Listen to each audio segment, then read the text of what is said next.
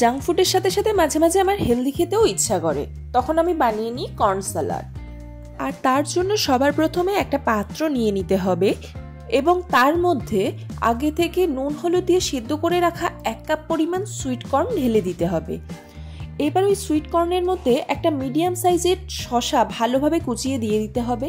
তার সাথে একটা মাঝারি সাইজের পেঁয়াজ ভালো মতো কুচিয়ে ওই বাটির মধ্যে দিয়ে দিতে হবে।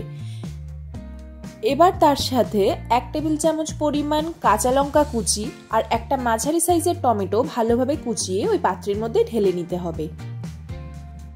এবার ওই পাত্রে 1 টেবিল চামচ পরিমাণ ধনেপাতা কুচি দিয়ে দিতে হবে।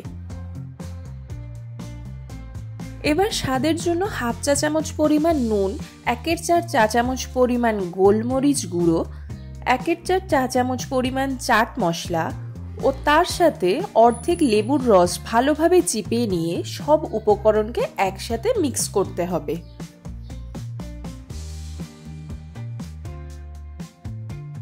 সব উপকরণ একসাথে মিক্স করা হয়ে গেলেই রেডি হয়ে যাবে চটপটা কর্ন স্যালাড। দেখতেও যেমন সুন্দর হয়, খেতেও খুবই সুন্দর হয় আর স্বাস্থ্যের জন্য তো খুবই উপকারী।